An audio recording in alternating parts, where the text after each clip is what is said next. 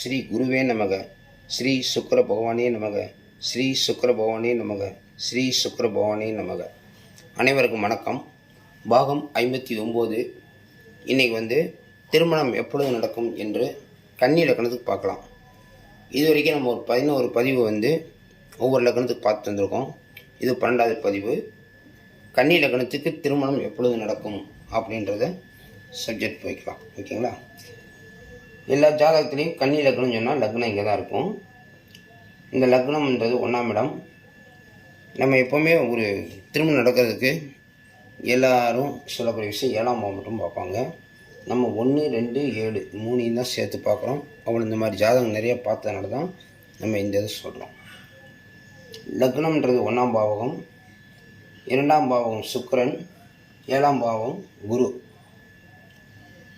இது கன்னி லக்னன்றனால அதிபதி புதன், 2ஆம் பாவாதிபதி சுக்கிரன், 7ஆம் பாவாதிபதி குரு. இந்த 3 இந்த கிரகங்களின் நட்சத்திரங்களில் ஏதாவது கிரகம் இருந்தால் நம்ம சப்ஜெக்ட் என்னென்னா லக்னம் 2, 7 கிரகம் இல்லை என்றால், இப்போ பாருங்கள், கிரகம் இல்லைன்னொடனே நம்ம இதை எடுத்துடலாம். புரட்டாதி நட்சத்திரம் எடுத்துடலாம், ரேவதி எடுத்துடலாம். சரி, கிரகம் இல்லை என்றால் 1ஆம் இடம், 2ஆம் இடம், 7ஆம் இடத்தில் கிரகம் இல்லை என்றால் திருமணம் தடை ஏற்பட்டு கொண்டே இருக்கும். அதுக்கு மாற்றாக இந்த நட்சத்திரங்களில் இந்த 9 கிரகங்கள் எந்த கிரகம் வேணாலும் இருந்தாலும் அவருக்கு தொடர்பை கொடுக்கும் அப்படிங்கிறது. லக்னாதிபதினு சொல்லக்கூடிய 1ஆம் பாவாதிபதி புதன், அவருடைய நட்சத்திரம் ஆயில்யம், கேட்டை, ரேவதி. இங்கே இருந்தால் கிரகம் இருக்குன்னு வந்துடும். அதனால் நம்ம எடுத்துட்டோம். ரேவதியில் இருந்தாலும் திருமணம் நடக்கும். அது ஒரு வாய்ப்பு இருக்குது எக்ஸ்ட்ராவாக. இருந்தாலும் நம்ம சப்ஜெக்ட் தெரிஞ்சுக்கின்றதுக்காக நம்ம சொல்கிறோம். லக்னாதிபதி புதன், அவருடைய நட்சத்திரம் ஆயில்யம், கேட்டை. ஓகேங்களா? இந்த நட்சத்திரம் ஒரு கிரகம் இருந்தாலும் இந்த லக்ன தொடர்பை கிடைக்கும். 2ஆம் பாவாதிபதி சுக்கிரன், அவருடைய நட்சத்திரம் பரணி, பூரம், பூராடம். இந்த நட்சத்திரம் இந்த 9 கிரகங்கள் எது இருந்தாலும் இந்த 2ஆம் பாவ தொடர்பு கிடைக்கும். 7ஆம் பாவாதிபதி குரு, அவருடைய நட்சத்திரம் புனப்பூசம் 1, 2, 3, புனப்பூசம் 4ஆம் பாதம், விசாகம் 1, 2, 3 இங்கே வரும், விசாகம் 4 இங்கே வரும், புரட்டாதி 1, 2, 3, புரட்டாதி 4ஆம் பாதம். இந்த நட்சத்திரங்களில் அதாவது லக்னம் 2, 7 கிரகம் இல்லை என்றால், இப்போ உதாரணத்துக்கு போய் பார்ப்போம். 7ஆம் பாவத்தில் கிரகம் இல்லை, 1, 2 கிரகம் இருக்குது. அப்போனா 7ஆம் பாவத்தில் கிடைக்காமே இருக்கும்.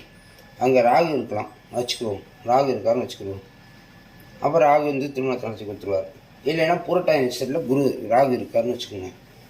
இங்கேருந்து பார்த்தீங்கன்னா ராகு 6ஆம் இடத்துல இருக்கிற மாதிரி தான் தெரியும். அவர் 7ஆம் பாவத்தில் தருவார்.